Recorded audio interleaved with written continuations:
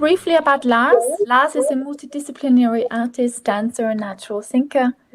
And Hsuan is a dance artist and Qigong teacher from Taiwan.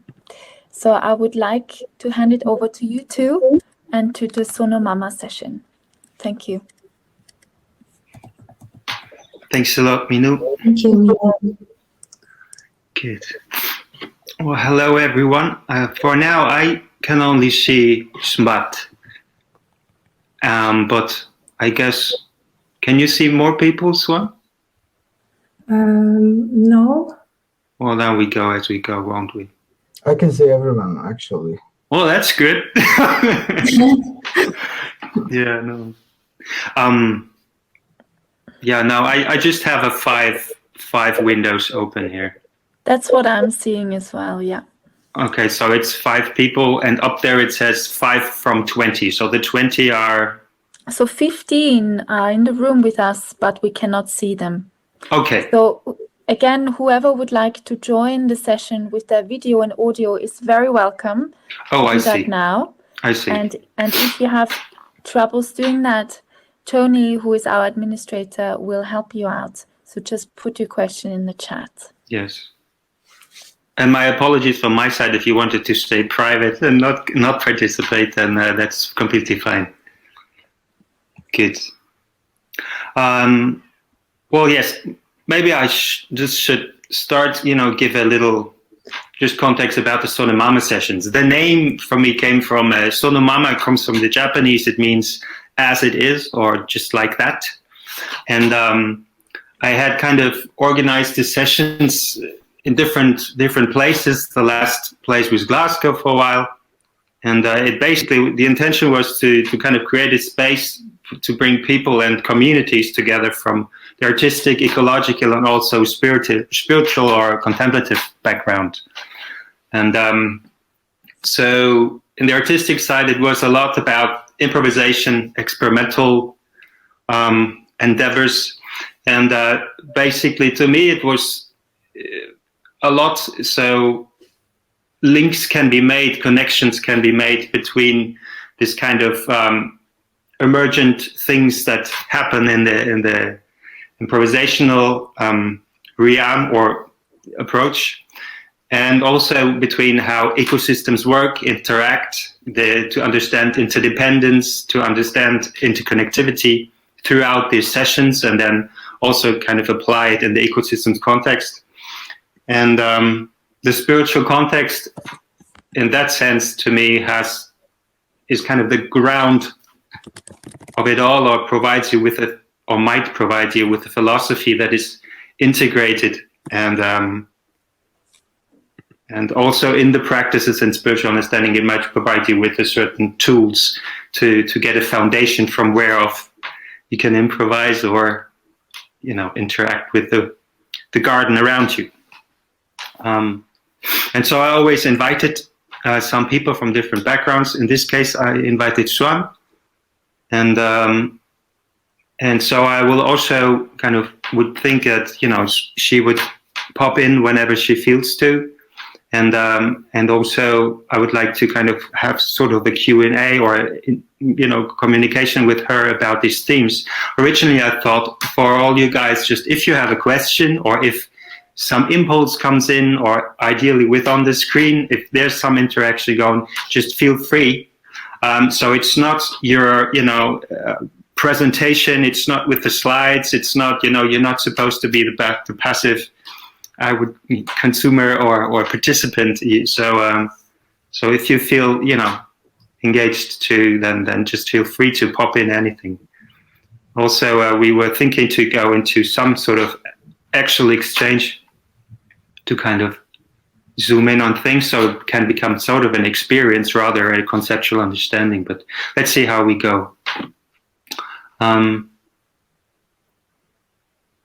link to borrowed time for me was about that in improvisation you can experience the emergence and the dissolving of things. And that kind of, as a basis, is to me pretty much what life could be about, or could be looked at.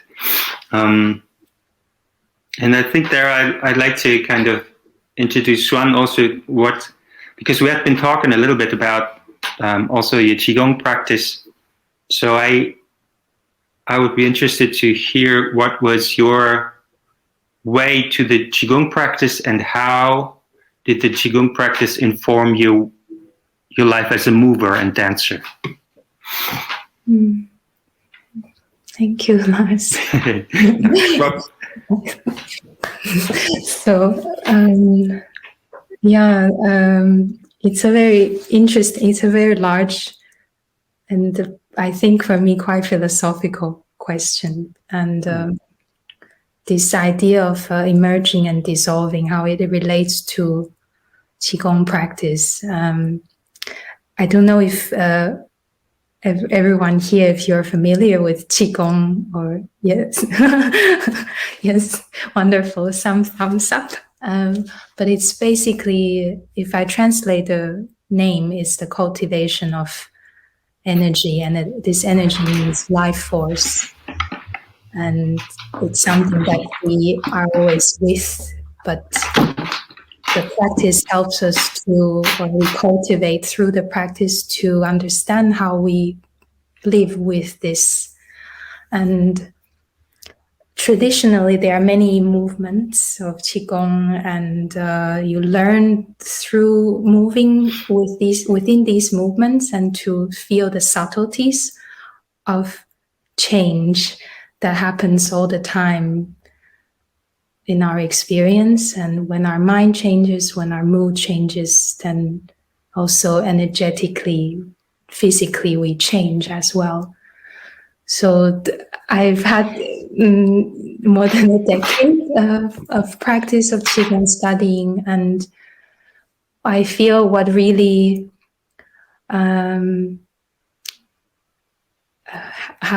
grabs my heart is that it's something actually very simple, is to have to give time and space, and also to sense in any moment this change. And it requires a lot of, not a lot, actually, it requires nothing. It requires just being there and listening, or listening to something that's very subtly moving and changing. And that somehow, I didn't feel that was Qigong in the beginning, but then that part, I think, in the core really moved me, and I started to dance and move from that kind of listening within, and listening to the present, and listening to this change that happens all the time. And I find it very fascinating that whenever I don't want to say get into the mode, but whenever practicing, then it's never the same. It's always some element of surprise that I can witness, and how that connects to dance, or how that connects to life. There's endless inspiration, you could say that, and I think because of that, you can't, because of the nature of change and movement, it's impossible to experience the same moment. So there's some sweetness of the surprise, and then there's also this of the loss as well, that it has passed, but then something else comes as well. I hope that makes sense. Lars, if you want to. Yes, it does. Jump it in. Does. Yeah. Yes. To me, from the description, it's a familiar sensation too. Also, the act of improvising and dancing, and act of improvising in music. And I was thinking how to relate it again to the theme of death, dying. So I was kind of glad that you mentioned the loss, or the sensation of loss. And what I also heard out of it was a certain state of alert awareness that is kind of fundamental to be able to listen. So I think in general, the listening aspect seems to be a quite fundamental aspect in approach, and in an approach then to Qigong or the practice, but also to me personally, then in approach to life and living. And so another thing that came to mind for me in the improvisational process, there's a certain mantra, at least for me, that would say yes and adjust. So when there's a proposition coming, you go yes and adjust. And talking now from personal experience in terms of whatever the last year, and also in terms of grieving or grief I sense, it is a certain mantra that to me is a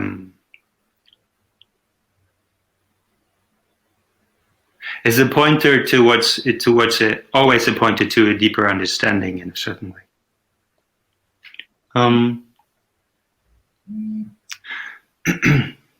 I don't know. I would be curious at this point how far from the participants there is a resonance with what we're exchanging about. Be it that you are practicing artistically yourself, be it that you're gardening and you wanted to have nice carrots in spring, but they didn't come out the way you wanted to, and so you had to adjust.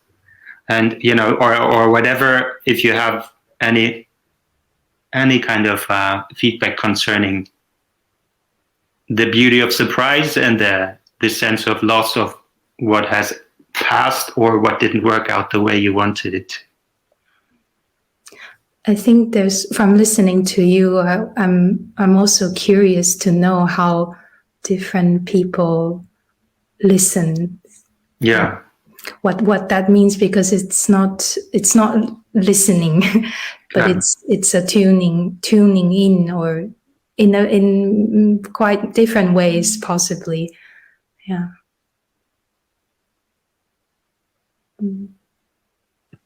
So far, nothing really coming. I have something, actually. Yeah. I trained to be a dancer, and there was a time when I thought a lot about the power of improvisation and what it can teach me for my everyday life.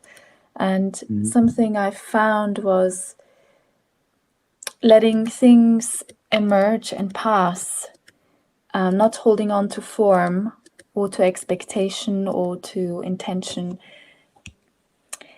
I felt like it was training a capacity in me that made me more able to respond. It made me more agile to respond to the unexpected. I felt like it was training something in me where I, like a muscle that made me more being able to respond more creatively to unfolding situations. So in that way, training the ability to respond creatively is a real survival capacity to, so that just came to my mind as I was listening to you. Cheers. Yep. Thanks a lot. If I may want to jump in after me also, this in response to what you just said,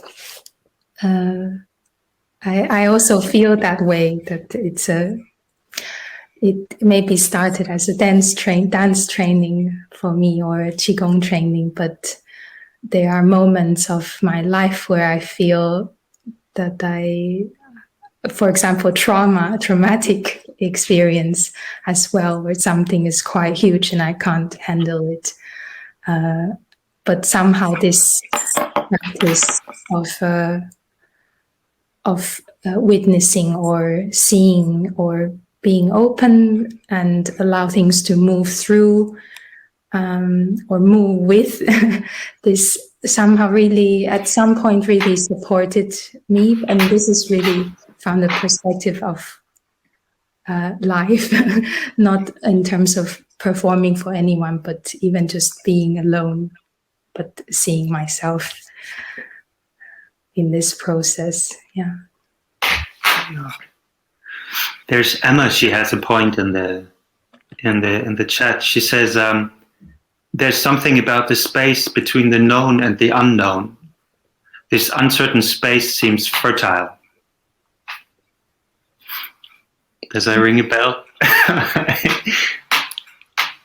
Yes, it does. I mean, to me too. In general, I'm already very happy that whatever is being expressed, you know, that is somehow out there again and just being expressed and heard again. I think it's beautiful and might even be important.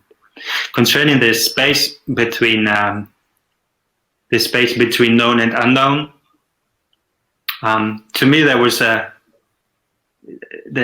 gap, you know, it comes back, and it actually a while ago there was some conference and the gap seemed very important, and it was looked at, you know, psychologically, and it looked at spiritually, and it looked at also artistically, because there was a Leonard Cohen, the song, you know, there's a gap in everything, that's where the light comes in, this kind of quote. So there seem to be quite some people, or it seems to be something about the gaps, Emma, that seems definitely fertile. And also, once again, I think the noting about the known and the unknown, or the gap in between, or the perceiver, or both, and staying with that, you know, so nice. Yes.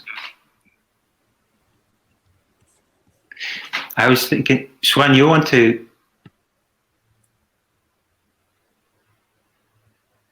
just make a focus on let's kind of, yes, the gap. Oh, there she is. Yes, the gap. The gap can be inverted to a bridge, question mark. A bridge to the life world, question mark. This pre-analytic present moment. So beautifully written.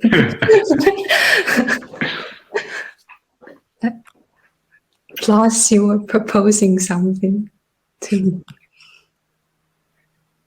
In a talk, there's another, now it's good.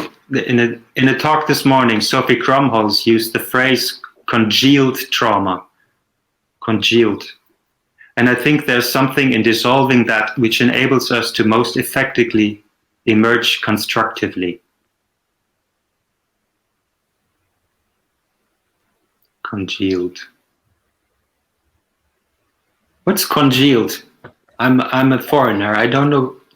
I know concealed. Is that what it's meant? Blood clotting, like when blood clots. Oh, congealed. Like, okay, yes, Yeah. yes. I was wondering, I wanted to ask you to, have you met in the flesh and had a Sonomama session? The two of us, or No, in the flesh, no. No, Unfortunately, not. yet to come. Yeah, I would think so. Yeah. Eventually, yes. Do you want to talk a little bit more about just your own experience of what happens in that space for you, Lars, as a musician, but also as a performer, and Hsuan, for you as also a multidisciplinary, and you talked about it already. how this space of improvisation, of the experience of formation and dissolving, and how do you feel like that practicing that space can kind of filter into our everyday lives to make us more resilient to deal with loss, with passing? Yes, I mean, yeah, okay, I'll just jump in. I think from what you mentioned before, your experience with improvisational approaches, you expressed it very beautifully, how it made you resilient in approaching these situations. And so to me, this is how I experience it as well. I would also say, I wouldn't describe it as what happens in this space. And I also would really make clear that the improvisational approach is just an approach. To me, it's a word, it's a tool that you can use, to practice, to gain and experience knowledge as a process of coming to a knowing. And that doesn't have to be improvisation. It can also be meditation in a certain way. That's a tool. And depending on the approach, it can be gardening. It's really, to me, an approach. And so I think definitely this is not for all, since we're all different. But it is. There's an information in there that I found and find very valuable, and I think now my mind goes a little bit off. It goes off to certain times or cultures or way of life where we constantly have to adapt to new situations. Meaning, if you're,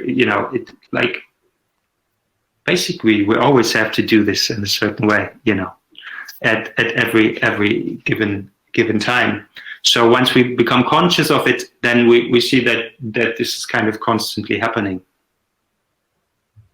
In terms of the loss or grief, and also I see here Huda, she mentioned, I'm thinking now of the environment trauma, so to speak, and the gap between Mother Nature and men.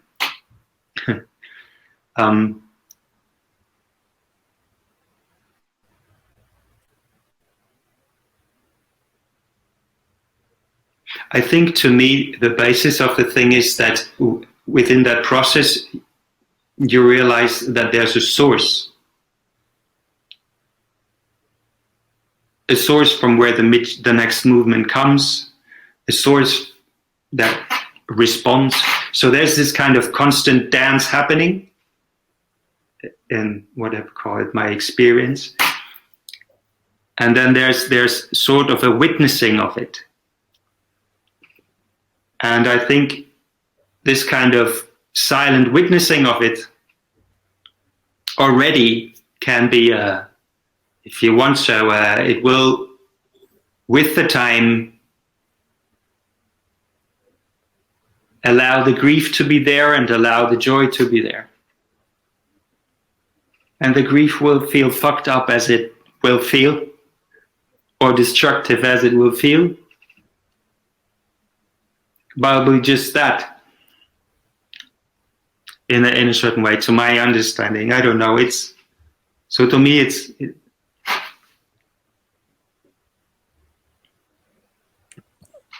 basic. Yeah. Okay. Yeah. Thank you, Lars. We are coming kind of to the last 5 minutes. So I'll see that. Yeah. So I would like everyone who is in the space with us to take the opportunity to either come in the space visually or unmute yourself or pop any sort of question in the chat. You can ask either Lars personally or Hsuan, or to ask more generally about the Sonomama sessions or anything that you've heard now. See. Yeah. I wanted to. Yes. Yeah. I don't want to talk all the time. That's part of the thing. So it's I understand. The Sonomama sessions, Lars, when are they happening? Are they happening regularly, or did they happen before lockdown? Mainly, I know you've done some in Glasgow a while ago. Yeah. Are they happening online? So far, they haven't. This is the first online. And to Tony's question, what is a Sonomama session? It's basically just providing a space for this kind of, let's call it artistic, ecological, spiritual understanding, these realms and communities to meet and exchange and involve. I think in an art context, sometimes you call it a happening, you know, that can be a performance, can be not, can be an exchange. To me, it was always, although I'm talking at this point the most, it was really about a facilitation of a space, so things can be expressed in the manner of what Minu or Hsuan or anybody else, you know, expressed, and also in a philosophical terms, to me, I have the feeling this is, I'm not such a writing person, so this is how I also know insights, you know, emerge. It's through a discussion, through an engagement, through you know, through a meeting, rather than sitting in my desk theorizing about things. And so I appreciate this kind of exchange. I will see how they continue to happen, the sessions, or how they be facilitated, in which frames. And people, artists, so you always invite one artist, I understand, into these spaces, as well as participants. Yes. Yeah. And then different artists are bringing their art form. Yes, it can be an artist. It can also be a gardener at some point. I had also, you know, at some point there's a gardener, or it can be a Tibetan Lama. And then we look at the whole thing from that side, you see. So that's the intention. Through the pandemic, I have been taken away the basis where I was. So at the moment, I have to rebuild this basis and also literally basically move somewhere where I have a base. So I'm in between state at the moment. Someone is asking if space is important, Catherine. Is this space important? Which space do you mean, Catherine? And we have 1 minute to wrap up. Yeah. No, I think, well, is the space important? To me, I feel it has a certain meaning to create a space where this happening can take place. And for me, that's good enough then to create it. Perhaps even Catherine responded the space you work in. I think the space, yeah. For the sessions, I think it's secondary. In terms of personal creative work, I think space is important, yes. The nature or the ambience of the space. I mean, within the sessions at this time, I was trying to really incorporate the space as a participant in a certain way, as far as that was possible. Thank you both. Yeah. Thank you. Thank you, Freddie. It's always sad when there is a finite point, when an exploration is taking place. But we are on a schedule. No, I get. I want to thank you both. I will pop both your websites in the chat. Thank you for bringing this into the space and sharing it during borrowed time. Thank you also for maneuvering it, Minu. And thank you, Hsuan, for participating. Big thank you. Thank you all. You feel free to stay on. So the session continues with our next speaker, who is Smbat Hakobyan. Hakobyan. Yeah. Hello, nice to meet you. Hello, nice to meet you too. Can you hear me? Yes, we hear you fine. So I will time your presentation, and I will give you a 2-minute warning at about 3:25. And yeah, just to briefly introduce you, you are a PhD student at the Institute of Archaeology and Ethnography in Armenia, and you do anthropological studies of contemporary funerals in Yerevan, the capital of Armenia. Handing over to you. Yeah, thank you. Everyone who is listening can pin Smbat on their own screen. If you need to share your screen, just let me know. Yeah, I want to share my screen. Thank you for the introduction. I'm a PhD student and social anthropologist. I've been studying funeral rituals for about 8 years. And through these 8 years, I've witnessed a lot of interesting things. And one of them is the change of this ritual, which is linked to the place of the very place the ritual takes place. So normally, scholars of ritual studies or religious studies or social anthropologists describe rituals as unchanging, traditional, repetitive actions. But in many cases, we have witnessed that rituals actually can change. And in my case, I think that the place where the ritual takes place triggered this change. So I would like to share my screen. But can you see the presentation? Yeah, if you go up, just perfect. Yeah, is that okay?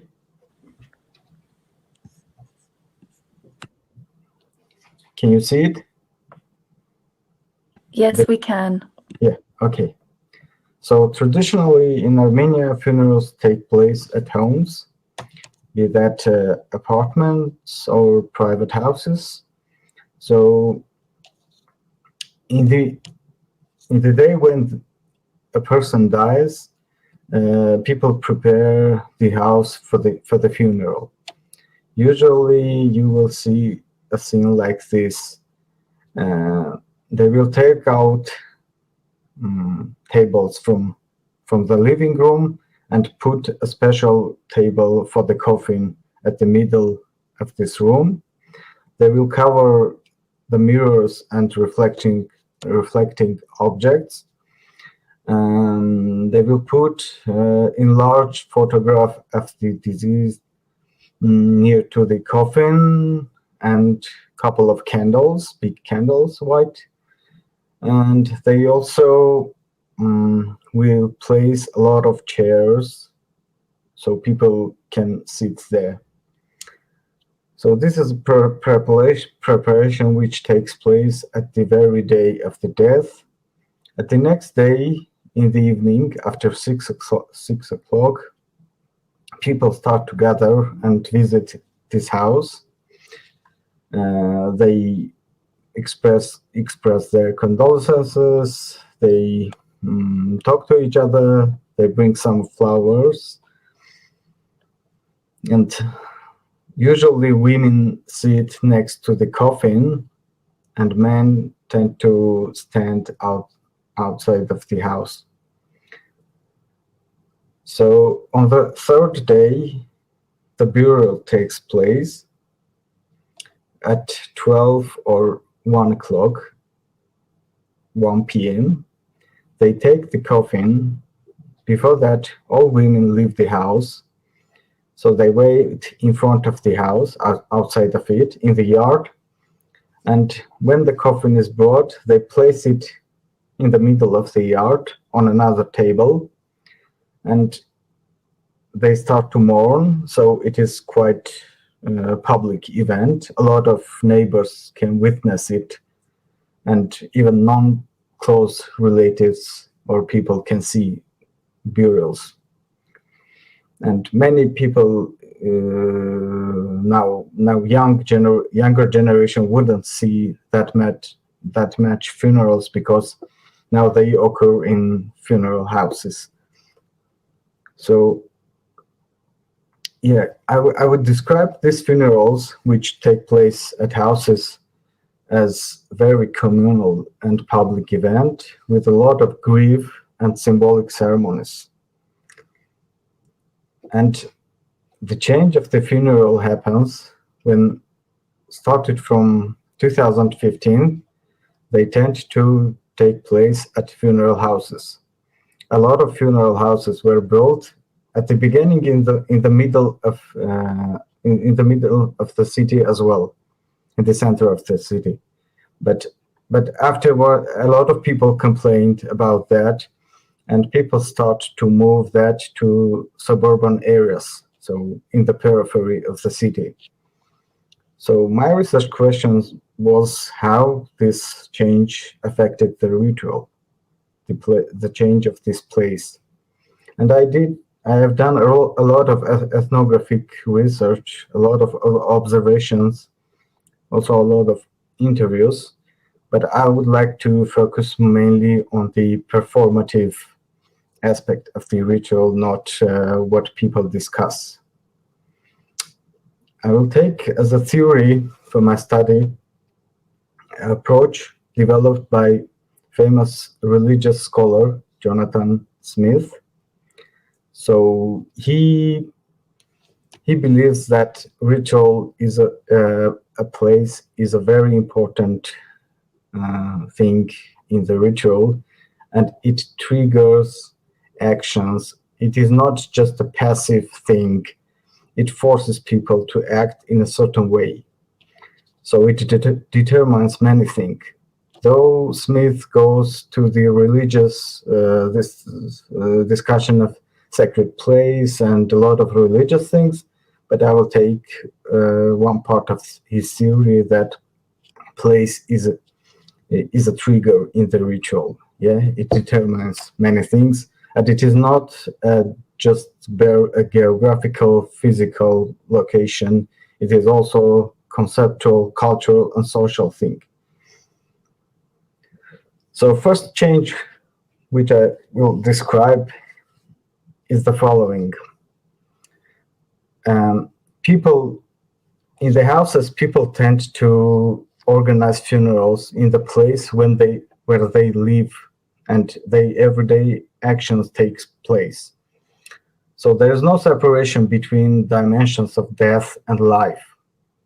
So they may eat something in the kitchen, and next to it in the living room, a lot of people would mourn and weep, and you will see a dead body in the middle of that room. So now we see that separation between the dimension of life, living everyday life, and the dimension of death, which is funeral houses. So there's clear separation, temporal separation between that two dimensions. And locational, I'm sorry. And the second change in the dynamics is related with temporal aspect of this change, because we see now that people in the houses, they are constantly involved in the process of that ritual. They weep, they mourn, they are engaged in many activities, they organize some ceremonies constantly, and there is no kind of ending of that ritual. It ends when they bury the body and they come back to home. We can consider it as an ending. But when they organize funerals in funeral houses, we see that there are many, so to say, delays, and they move back to their houses and move back to funeral houses. And a lot of participants of my research described it as a very disturbing phenomena, because they say that this gap between the dimension of death and the dimension of life disturbs them, and they feel like unsatisfied because of that very breach. We cannot also witness less grief in funeral houses. A lot of people complain that they can't express their emotions freely because of that place. I wouldn't say that there are many unfamiliar people and they kind of shy away, but when I observe the rituals in funeral houses, I can say that many people are hesitant when they grieve. You will see less emotions there, and it is very much formal and very much unemotional, I would describe. Another change concerns to the path people pass, because when funerals happened in the houses, in the homes of people, after they take the coffin out of the house, so they walk and cover some distance by walking. And you will see a clear procession, funeral procession, which normally leads, the photograph of the deceased leads the procession, and then cover of the coffin comes, and then people carry flowers and wreaths, and then the deceased in the coffin, and afterwards the crowd comes. So in case of many famous people, people tend to cover a lot of distance by walking, thus expressing their gratitude to them. But now in the funeral houses, you won't see this kind of thing. People usually bring the coffin out of that house and put in the car, and they drive to the grave, to the cemetery. And I think the last change which I can describe is disappearance of magical and symbolic rituals. There are a lot of disputed in anthropology and study of religion what can be considered as magical ritual, because there are many obscure points, and it is not very obvious which rituals can be considered magic and which are not. But in my case, I would describe magical rituals as actions that involve or affect supernatural agents. So one of these actions actually is related with mirror covering. In the houses, people tend to cover mirrors and reflecting objects because they believed there are different interpretations of this action. But one of the main reasons people do this is that the belief that people can see souls and spirits in the mirror when funeral takes place. Or, for example, spinning of coffin. When they brought the coffin out of the house, usually people spin it 3 times. So it is related with another belief that the deceased spirit can come back to his house or her house. So they kind of deceive her or him, so he or she wouldn't find the way back to the house. And for example, some symbolic rituals as clock stopping, people tend to stop clocks at the very hour and minute of death, and it remains like this for 3 or 7 days. So I would say that this, when funerals move to funeral houses, all these rituals disappeared. So we can witness the decline of folk rituals and beliefs. I wouldn't say this is a secularization process, because in the funeral houses you can still see religious elements. A lot of people invite a priest, or in a lot of funeral houses you can see crosses or images of saints. So this is not a secularization process, as it may seem. And as a conclusion, I would say that rituals indeed tend to change, and wouldn't describe them as unchanging events, and plays a very important place in ritual change. It can change elements of ritual, it can change the structure, it can change the fraction of functions of ritual, as we can see in this case. And what we can say else is that we are witnessing more institutionalization and modernization of the funerals. This change happened in many Western countries at the beginning of 20th century, but and in Eastern Europe at the second half of 20th century. And now we can see that in Armenia as well. You know, there are a lot of like this kind of separation, historical separation of death attitudes and what changed death historically. Some authors suggest that turning points of these changes happened after First and Second World War, but some authors describe it as traditional death, modern, and postmodern.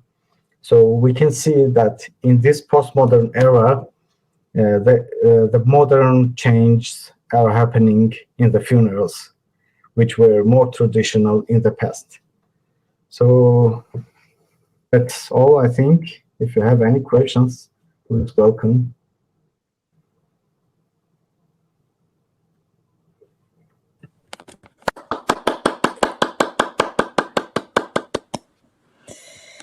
Thank you so much. Wow. Thank you very much. I would like to invite everyone to either come on screen, share their audio or video, or pop your questions or thoughts into the chat so that we can bring them into the space. We have about 11 minutes left, and I would like to start with a question, Smbat, which is, are you working with any institutions to change some of these developments in how funerals are held in Armenia? Yeah, that's my first question. No. Thanks. Actually, as a researcher, I think that I'm kind of trying to not come too close to this changing process, because I think I can affect it dramatically. Because a lot of people ask me as a person who studies funerals, how to organize funerals, how to do it, and I'm a little bit confused because I can give some suggestions to them, but as a person who studies them, I don't think that this is a good thing to suggest people what to do when you study them. I wanted to ask as well, what are the legal requirements in Armenia of how you are allowed to bury someone? Is there a time frame, for example? Are you allowed to have a more traditional funeral at home? Yeah, in terms of like legal regulation, there is no that much restriction when it comes to how to organize your funeral. Yeah, there is regulation concerning to the cemetery, how to bury, how much territory you can take, but there is no regulation concerning how to perform your ritual. Thank you. I would be interested to know how this is in other countries, but that's something for me to find out. I have a question here from June, who says, beautiful, Smbat, thank you very much. What is the part that the Armenian Orthodox Church plays in the process you have described? Actually, in the beginning of this decade, people started to to organize funerals in churches as well. So church can be seen as an opponent or as a competitor of these funeral houses. But in fact, this is not like kind of very secular religious contradiction. Yeah, you can see a lot of priests taking part in funerals which are organized in funeral houses. So there is no difference in terms of like religious engagement when it comes to comparison of funeral houses or ordinary houses. Thank you. Someone else is asking,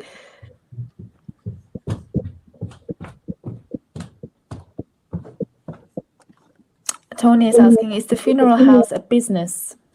Yes, it is a business. A lot of people, when the government allowed to build these funeral houses, a lot of people started this business, and some people even called me and asked how to build the right funeral houses. So yeah, they earn monies. There are big and even luxury funeral houses as well for rich people. So Michelle is asking what she was coming in a little bit later in this session. She asks, what is the reason for people to use funeral houses? I'm sorry, can you repeat it? What is the reason of why people are using funeral houses? Based on my interviews which I had with citizens, they think that it is more civilized and more clear way, so to say, to organize funerals, because in case of home, they have the living room when they leave, and they have the dead body in the middle of it for 2 days.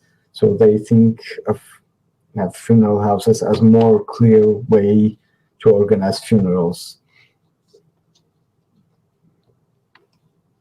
Someone, Huda, also, I think it's more a thought of thinking about the structure of funerals and death ceremonies, the difference in wartime and peacetime. Well, actually, I've witnessed a lot of funerals of war as well. What I think there may be differences, because they are also organized in funeral houses. What I think the difference is, it is much more formal, and the engagement of state and community or some organizations is much more. So they will bring some people who will stand there in that clothes, like military clothes, and they will cover the coffin with flag of the state. So there's more formality in funerals after wars, and more engagement by the state and the ideology behind that war. And also there is like sacralization of that death as well. So you'll see when people start talking about victims of war, they say that they were now immortal. They don't say they are died. They say they sacrificed their life. So these are different approaches to their death.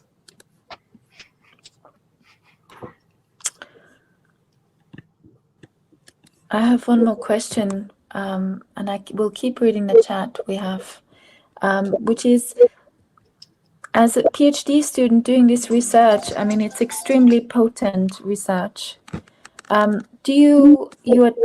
You're dissecting things, but do you have an opinion of what, is there something lost in terms of losing some of the traditional way of taking care of someone dying at home? Yeah. Do you have a value? Do you have a value judgment? And do you want to talk a little bit more about that? Actually, I see that this change is happening because society itself also changed. Now we don't have that traditional society which was rural society where a lot of people, the community was engaged in the ritual, and community helped people to overcome the grief as well. But what concerns me in case of this change, and I have my opinion upon that, and I speak about it, is that now what they don't have that, as they don't have that traditional means to overcome the grief and sorrow of loss, they don't have new means, which would be like specialists who help people to overcome the sense of loss. We don't have the traditional tool to help people, and we don't have yet the new one.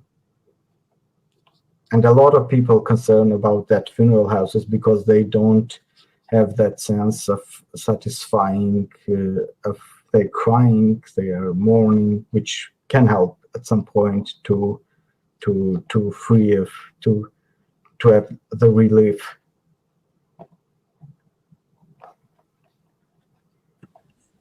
Are you feeling passionate? You're passionate researching it. Do you feel passionate to bring change or introduce these new places into the world? Or do you know of people who inspire you that do? Which new places? I'm sorry.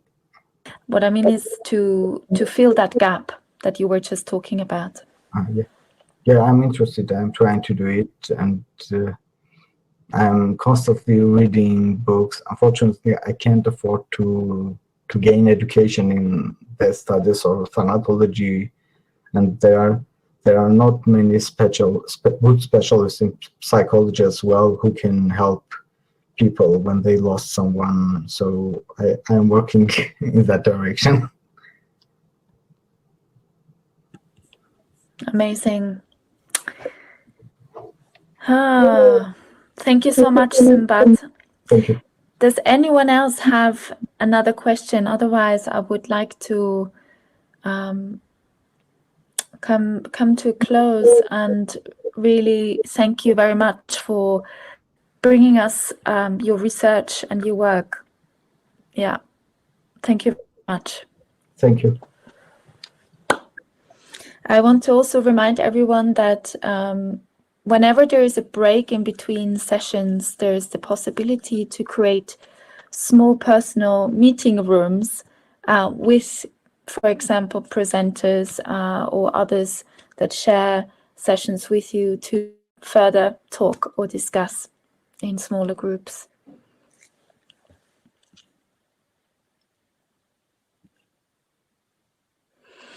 I always want to create a minute of silence after each presentation because it feels like every presentation is rich and it takes us into a different part of the world. So there are lots of thank yous coming in.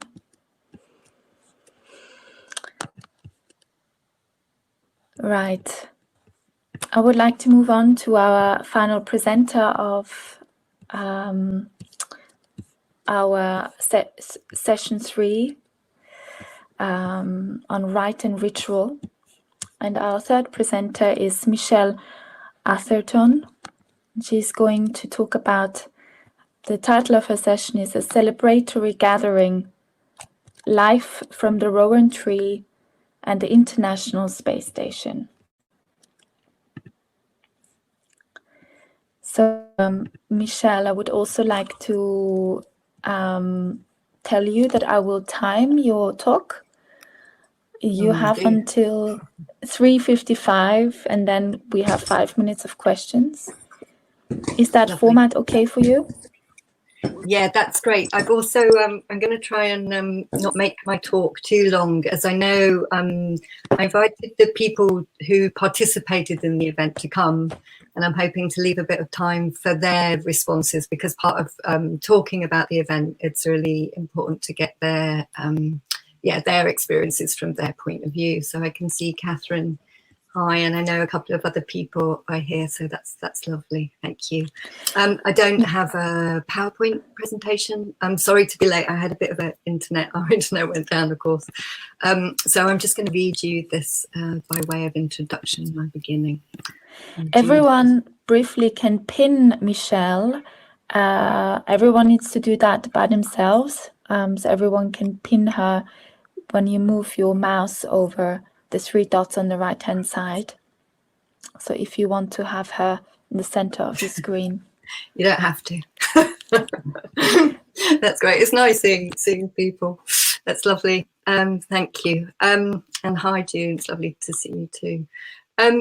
So as Minu said, the title for my talk is the title of the event that I organised and was facilitated by Borrowed Time one evening, I think a fortnight ago, via Zoom. So it's called Live from the Rowan Tree and the International Space Station, a celebratory gathering. And I'd just like to thank Richard, Matt and Kat and everybody who's organised the symposium for the gracious hosting of the event and the invitation to join the symposium for these few days, which has been brilliant, actually.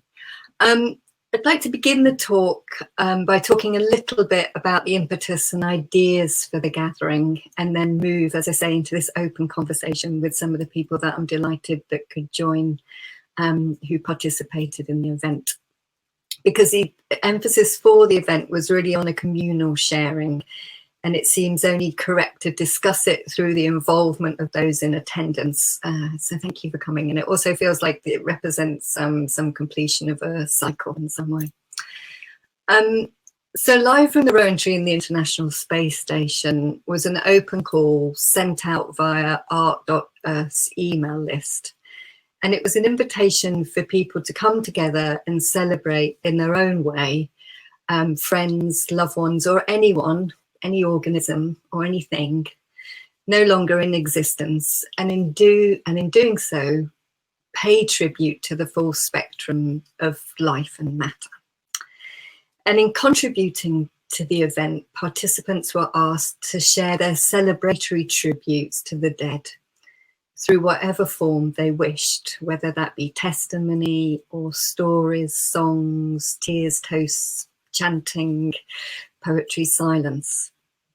Because the aim was to create this collective, audible space for the dead to be with the living, to give people the chance to celebrate the lives and the impact of people or non-humans that mattered to them.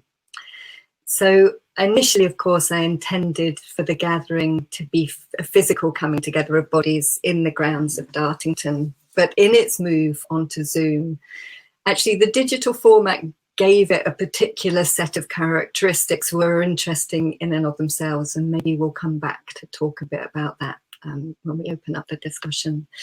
But the initial impulse for the gathering, which came about roughly this time last year, is actually quite autobiographical in nature. So it feels appropriate to outline it by way of introduction. I don't usually work this way, but the impetus here was not theoretical or abstract, not objective, perhaps. It was very personal and it was felt, and there seems to be a positive value in expressing and registering some way such feelings and reflections, but not just mine, but also other people's.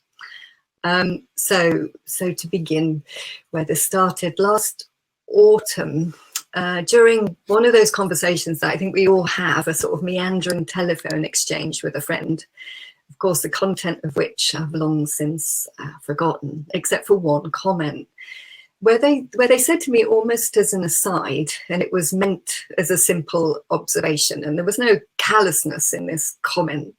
They remarked on the insignificance of most people's lives. Lives, they were sort of saying, are only marked socially, as if they become individually significant really through their inclusion in some historical archive, and that these lives are not the lives that appear on our daily news feeds. Now, my interest here is not in the accuracy of my friend's statement per se, but two factors in a way that gave that comment added weight.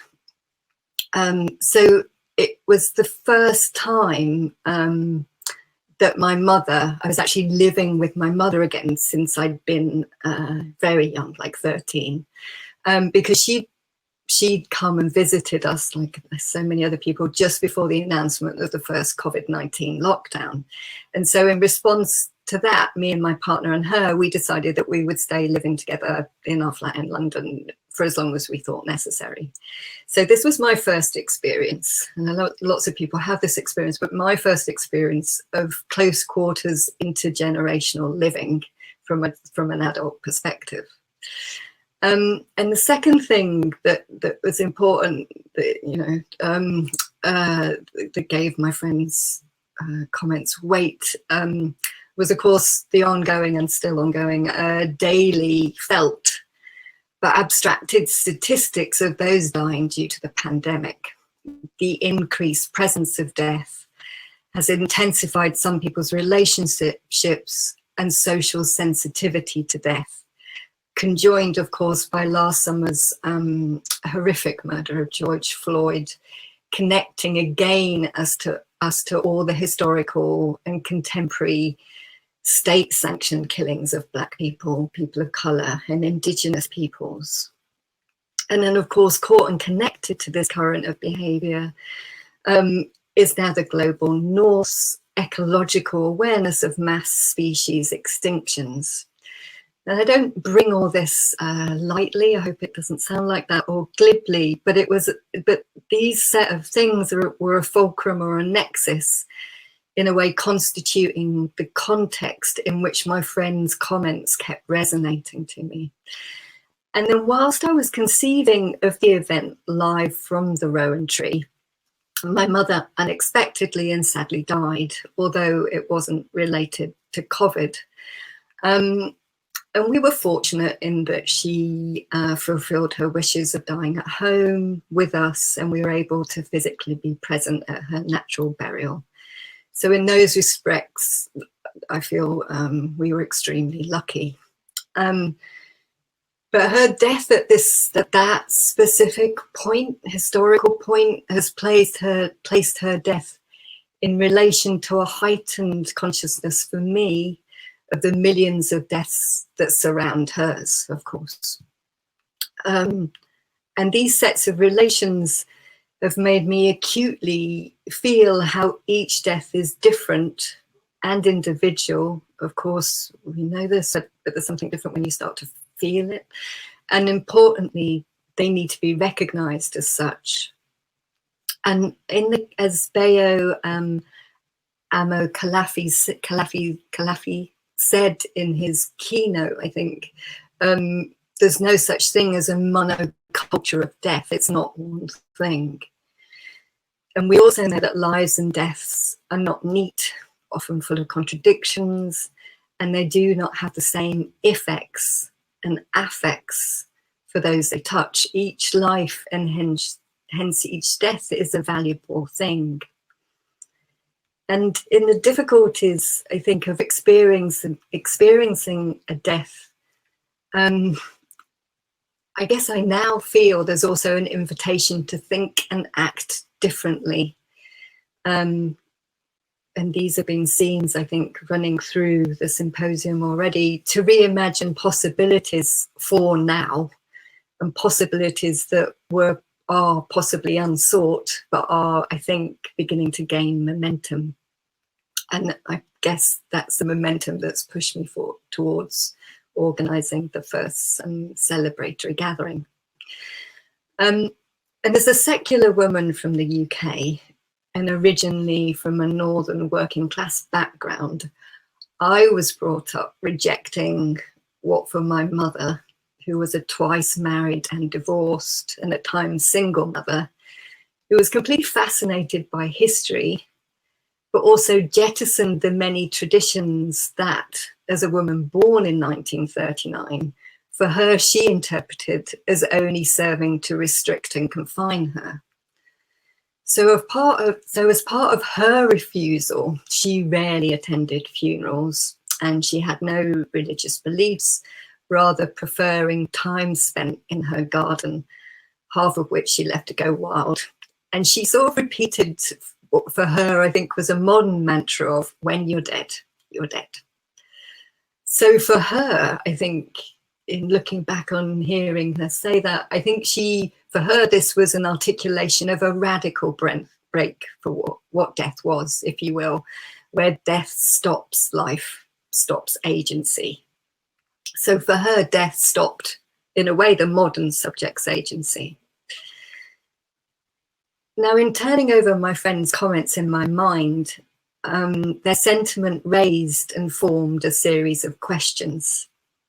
And these questions went out in the invite of how do we publicly acknowledge the lives of those no longer living beyond the funeral and the obituary? And in secular cultures, how do we bestow significance on a life and mark the lives of the dead? And what is important about life is how it's lived? How do we collectively judge what is consequential, what counts, what really matters? Now, inevitably, in my following these sort of ponderings of whose lives are deemed important, acknowledged, and by whom, led to also asking what types of life are recognized, and consequently the question of, so how do we move away from an anthropocentric views of the worth or value of the lives of other species and other organisms? So in registering what matters as a totality of mattering, it does matter. The word matter comes from the Old French matière and from the Latin materia, a word for both significance and substance. So matter refers to that which occupies space and within which we become acquainted by our bodily senses, that out of which anything is made material. So registering what matters is material, not forms, processes that we sense with our bodies. So with Live from the Rowan tree, I was interested in creating an event to demark in the cycle rather than the flow of time, shall I say, a way of being with the dead in recognizing their closeness to us. And in approaching such an activity, it does, of course, and is incumbent on me, and before somebody spoke, Beatrice, I think, spoke very well about the ethics of engagement. It, of course, becomes vital to acknowledge the depth and range of our experiences with death and in voicing our relations to it. Of course, there is an intensity to our feelings and emotions that are important in relating to the dead. A complexity of grieving that this event can open up, and hopefully the event, the celebratory gathering, hopefully can carry, momentarily supporting and celebrating in some way. There's one person recognized about the evening that then went on to into the night. It did happen through the kindness of strangers. And in the Dark Mountain Spring edition that Catherine Edwards kindly redrew my attention to in the Spring edition Requiem, and I'm aware many of you might have read it, and if you haven't, I'd really warmly recommend it. The editorial in referencing the eulogy by Andre, sorry, I'm not going to say this correctly, Magnusson, titled A Letter to the Future. In their editorial they wrote, and it sort of perfectly said something to me, I think, an ending is a communication with other cycles, other worlds, other possibilities. So the aim of the celebratory gathering was to briefly create something communal, beyond the funeral and the obituary, a moment for communication with the other ways of paying tribute to any of the lives of others, from the recently or long since deceased to those that are now extinct, possibly extinguished and forgotten, whether human or not. What was symbolic here was the bringing together of contributions across the divides of species and things. So in our, or in the, not everybody's our, post-capitalist time in this Northern Hemisphere, more people than ever, I think, are acutely aware of the interconnectedness of lives and things, as already mentioned, of course, laid bare by one of the smallest forms of virus. If this interconnectedness is only recognized on an intellectual level, what happens, as in the words of the philosopher Timothy Morton, if interconnection is only recognized intellectually, what happens when somebody points to the coral, say, for example, and asks you to connect to it? How do you do that?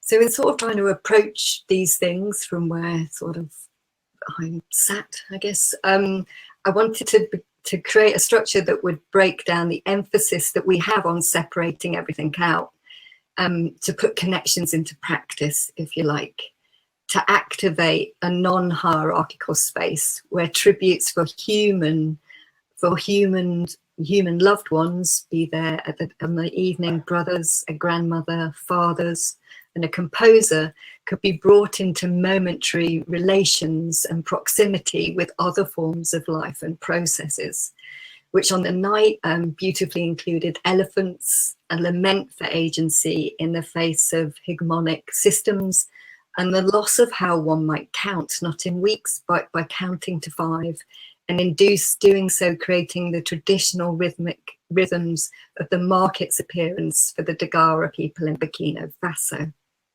These are some of the tributes that people made through the evening. So I guess I was trying to ask what happens when we mark and celebrate the importance of all things that are now past, but when we situate them together in our current present. And the event live from the Rowan tree, and fully sort of recognizing there's not novel, you know, there's so many cultures that have rituals and really rich rites of passages. But for some people, here, I think now, there's increasing awareness of the paucity of many of our morning ceremonies. Not for everyone at all, but I think this is something that's coming out and is being addressed through the conference. So the structure for Live from the Rowan Tree was purposely kept very simple. And I asked people to go around and to say and pay their tribute and to hear each other without any initial response. And then we took a short break and came back and gave comments and responses and thoughts to each other. And it was very important for me that the emphasis, albeit on Zoom, was trying to create an auditory communal space for people to listen, hear, and bear witness to each other. And I really, in my head, it's really imagined as an opening of space of sound, a medium that has its own intangibility and transience embedded within it. And has been detailed. It was open for people to be experimental as they wished with their celebratory tributes, which on that evening evocatively included speech, poetry, prose, recollection, music, including the female composer Cecile Chaminade, and the live singing of a lullaby. And I have to thank everybody again for their generous conversation on that night. So just to conclude here, before opening this up, hopefully, to the other people that are that have joined us, that participated. So my aim, the starting aim for the celebratory gathering, was an attempt to acknowledge and explore a slightly different way of trying to pay tribute to through a celebratory ceremony or ritual, and to inhabit, albeit briefly, in time and space in a slightly different way, to take care of and be with the dead and the undead across species and forms of matters and things, and to try to re-examine the holding of public ritual in a small way, and to be part of what I think are the current choruses of voices that are seeking different ways of inhabiting this time and to reimagining possible future ancestors. So that brings to close what I'm sorry is a lengthier introduction than I slightly imagined. But it'd be really lovely if it's okay to just open it up now to Catherine, June, and Margaret a little bit, just to talk, because it's one thing to set something up and hold that space. I think it's another thing to participate, and we all participated in different ways, just to hear people's experience of what it felt like from their point of view, maybe what drew them to the event or what the experience was for them, really. So I don't know, yeah, Catherine, June, and Margaret, I don't know if you'd like to come off your mutes.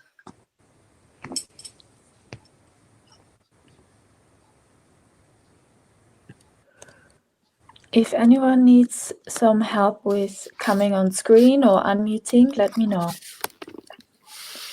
You can use the chat on the side.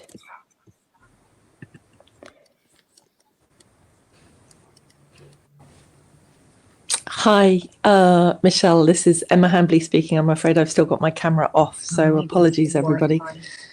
I thought one of the aspects of that session, which I found particularly touching, kind of speaks to the wider online interactions that we're all undergoing at the moment.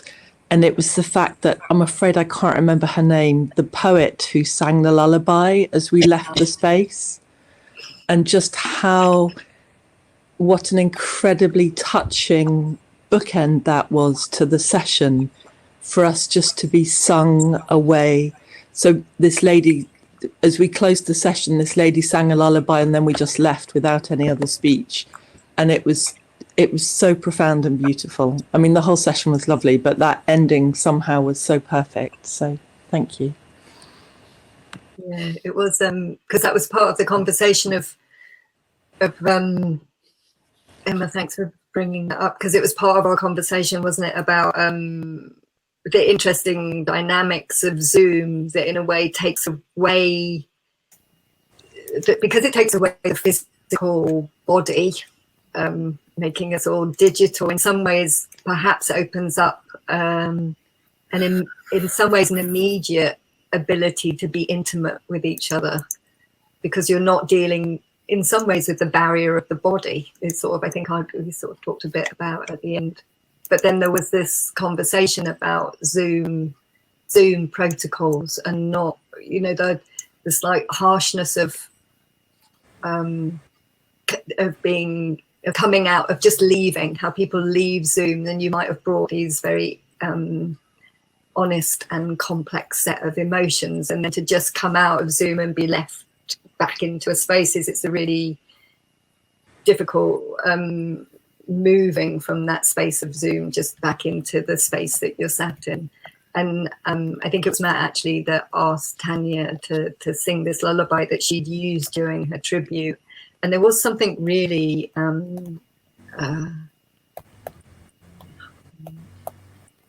I guess I come back to this word of holding, really, in the sound of what a lullaby, the support of a lullaby, which of course, you know, parents sing to children, but actually the emotional holding that did.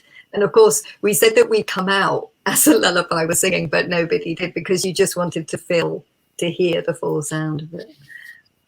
Yeah. Catherine, Margaret, are you having the same problems as June with your sound? Can I speak?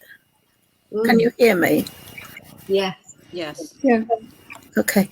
I think, I mean, I was fascinated by the idea.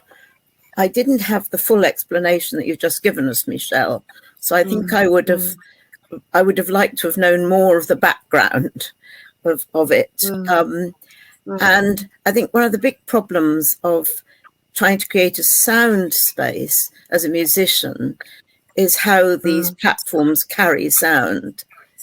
You know, I know we had the problem with the Chaminade piece, and also the song works well, but I thought of bringing a drum and other instruments that I have, and you're never quite sure how these programs will carry the instruments. I'm not sure that Hopin is the best. My experience of it is that Zoom is much better at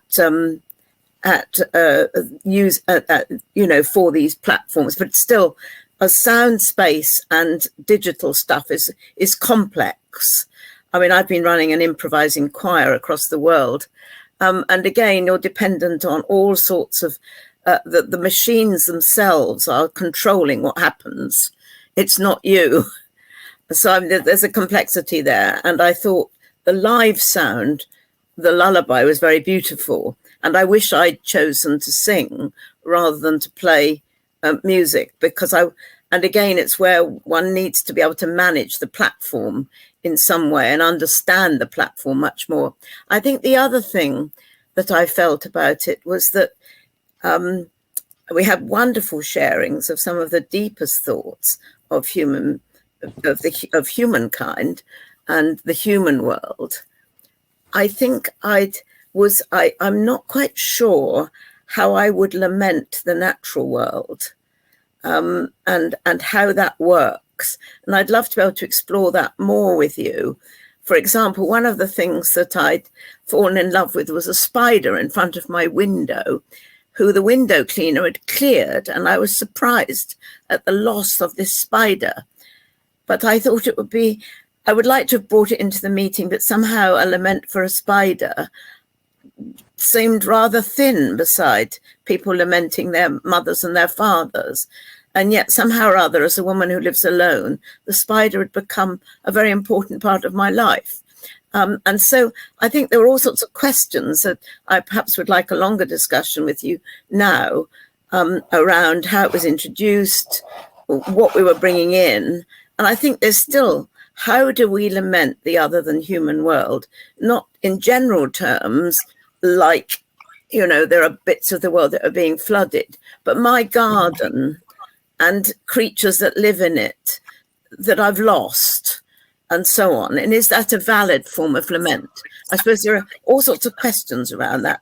But thank you for organising it, Michelle, and I hope that we'll have time for a longer conversation. Yeah, no, I think I really value your comments, June, and I think it is a bigger conversation. We've got a minute left, sorry. But I think it is a really important question, and I don't think there's a simple answer, and that speaks to part of this anthropocentric visioning that we are so imbued in. And yet there was a really lovely I'm not going to remember where it was from actually, but somebody was talking about Beatrix Potter and the books of Beatrix Potter, and how in the stories for children, authors Beatrix Potter in Peter Rabbit talks about the movement of the rabbits of, I think it's something like, I'm not going to remember this right, but something like Limpety Limp or something. And it's this beautiful evocation of the observation by a human of a rabbit and how a rabbit moves. And I think there's lots of writings that in a way allow one to begin that forming those laments, and I guess in a way I think I also felt that in I guess why I didn't give the big background that I've just given now is because I didn't want to load it, and I guess what that brings up is whether actually in a way it needs to be a larger thing somehow that isn't but I guess that just leaves me with some interesting questions, and it would be interesting to June to talk to you more about that. Yeah, I mean, one of the things I think about Beatrix Potter, so I won't take any more time, but I was told those children's stories were anthropomorphic. That was a grave mistake. All those things were very, very important in the shaping our relationships, and then education dismissed them as wrong. I think we have to reinstate Beatrix Potter, The Wind in the Willows, all of those there. I think it was a grave mistake when those were put down. I won't take any more of the time.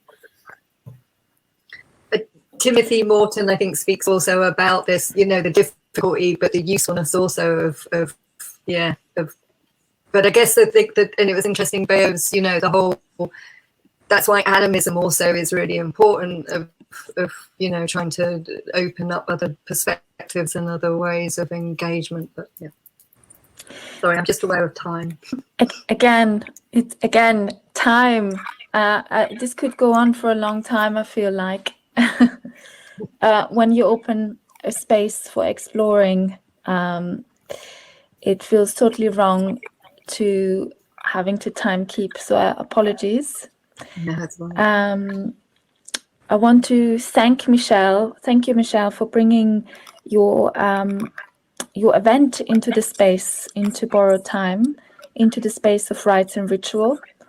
And we have one question here to ask whether how to get a hold of you. And I have just a brief question of, are you going to do an event again?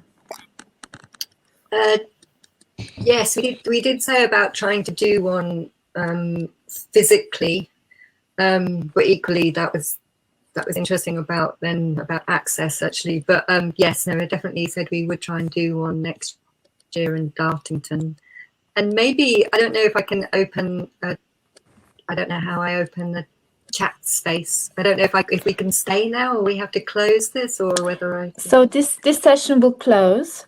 I think whoever wants to stay on possibly is able to stay on. I need to leave and go somewhere else. Yeah, of course. You can pop your details into the chat here, but you can also pop it into the event chat. And you can open the chat window on the top next to the leave button. There is an arrow, and this is where you can open up the chat section. Yeah, I can put my email. Lovely. And I just want to thank everyone for coming in to this session. Thank you, Lars and Hsuan and Smbat and Michelle for bringing your work into the space and sharing it with us. Thanks everyone for being here, listening. Thank you, Tony, for your technical support in the background. So briefly, there is a 15-minute break now, and then if you return to reception, you can then join different sessions. So we are going into session 4 of the day.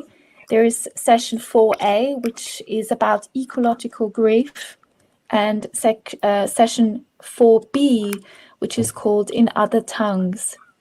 And these sessions are running from 4:15 until 5:45. So see you there somewhere, and thank you again, everyone. Thank you. Thank you.